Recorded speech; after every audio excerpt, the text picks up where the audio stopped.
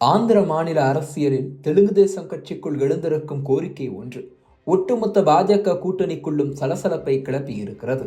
தமிழ்நாட்டு அரசியலில் உதயநிதியை துணை முதலமைச்சராக்க வேண்டும் என திமுக அமைச்சர்கள் அடுத்தடுத்து குரல் கொடுத்தது போல, ஆந்திராவில் சந்திரபாபுவின் மகன் நரலோகேஷை துணை முதலமைச்சராக்க கட்சிக்காரர்கள் நெருக்கடி கொடுத்து வருகின்றனர். ஆனால் ஏற்கனவே துணை முதலமைச்சராக ஜனசேனா கட்சி தலைவர் பவன் கல்யாண் இருப்பதால் முடிவெடுக்க முடியாமல் திணறி வருகிறார் சந்திரபாபு நாயுடு.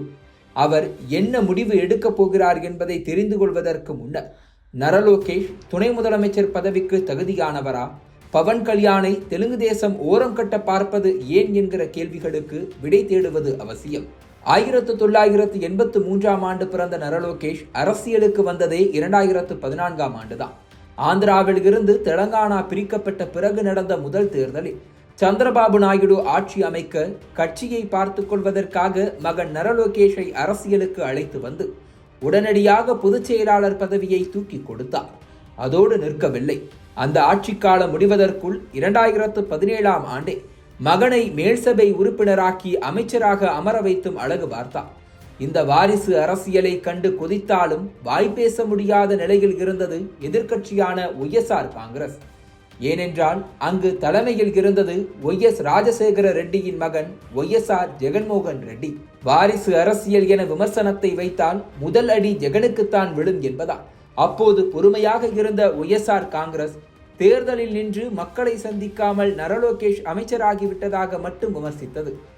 ஆட்சியில் இருக்கும்போது அப்பா பிள்ளையாக அமைதியாக இருந்த நரலோகேஷ் 2019 ஆட்சியை இழந்த பிறகுதான் விஸ்வரூபம் எடுத்தார். மாநிலம் முழுவதும் கட்சியினரை நேரடியாக சந்தித்து இளைஞர்களை ஈர்த்தார். யுவகலாம் என்கிற 4000 கிலோமீட்டர் யாத்திரையை 400 நாட்கள் நடத்தி ஒட்டுமொத்த ஆந்திராவிலும் தன் முகத்தை பதிய வைத்தார். அப்பா சந்திரபாபு நாயுடுவை ஜெகன் அரசு கைது செய்ததும் அரசியல் ஸ்டண்ட் அடித்து கட்சியினரை ஆக்டிவ் மோடுக்கு கொண்டு வந்தார். இது எல்லாம் சேர்ந்து தெலுங்கு தேசத்தின் மவுசை எகிர வைக்க பவன் கல்யாணின் ஜனசேனா வந்து கூட்டணியில் இணைந்து கொண்டது. பின்னர் பாஜகவும் சேர்ந்து கொள்ள நடந்து முடிந்த சட்டப்பேரவை தேர்தலில் தெலுங்கு தேசம் தலைமையிலான கூட்டணி அமோக வெற்றி பெற்றது. சந்திரபாபு நாயுடு மீண்டும் முதலமைச்சரானார்.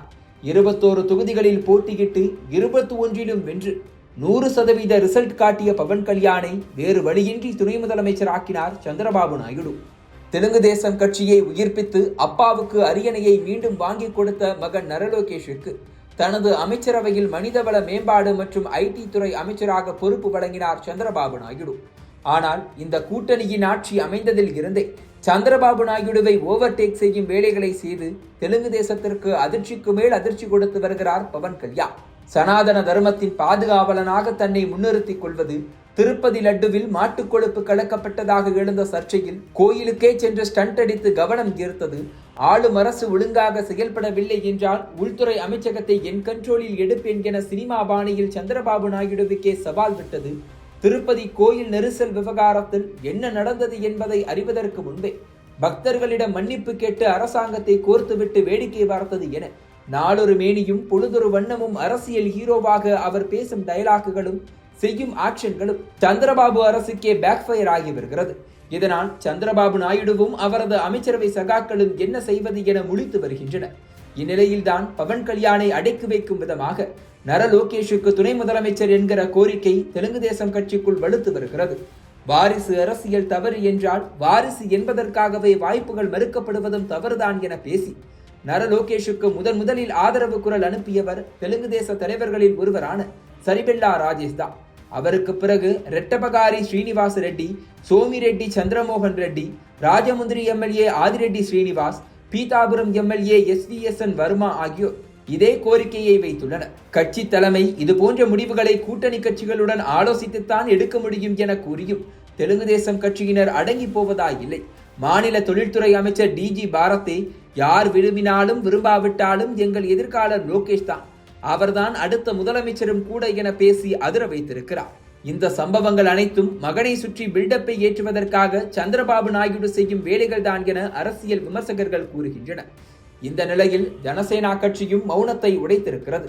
அந்த கட்சியின் செய்தி தொடர்பாளர் கிரண் ராய்கள் லோகேஷ் துணை முதலமைச்சராக வேண்டும் என தெலுங்கு தேசம் தொண்டர்கள் நினைப்பதில் தவறில்லை என்றும் நாங்கள் பவன் கல்யாணை முதலமைச்சராக பார்க்க காத்திருக்கிறோம் என்றும் கொளுத்தி போட்டிருக்கிறார். அதிலும் ஒடுக்கப்பட்ட மக்கள்தான் பவன் கல்யாண் முதலமைச்சராக வேண்டும் என விரும்புவதாக அவர் கூறியிருக்கிறார். இந்த பேச்சுக்களால் தற்போது தெலுங்கு தேசம் கட்சியின் வேகம் சற்று குறைந்திருக்கிறது. சந்திரபாபு நாயுடு முதலில் தன் மகனை கட்சியில் செயல் தலைவராக நியமித்துவிட்டு 2029 சட்டப்பேரவை தேர்தல் நெருங்கும் நேரத்தில்தான் முதலமைச்சர் வேட்பாளராக முன்னிறுத்துவார் என்கின்றனர் அரசியல் விமர்சகர்கள். நர லோகேஷுக்கு இந்த ஆட்சியில் துணை முதலமைச்சர் பதவி கிடைக்குமா? சந்திரபாபுவின் மறைமுக மெசேஜை உணர்ந்து பவன் கல்யாண் கண்ட்ரோலாக நடந்து கொள்வாரா என்பதை எல்லாம் பொறுத்திருந்துதான் பார்க்க வேண்டும்.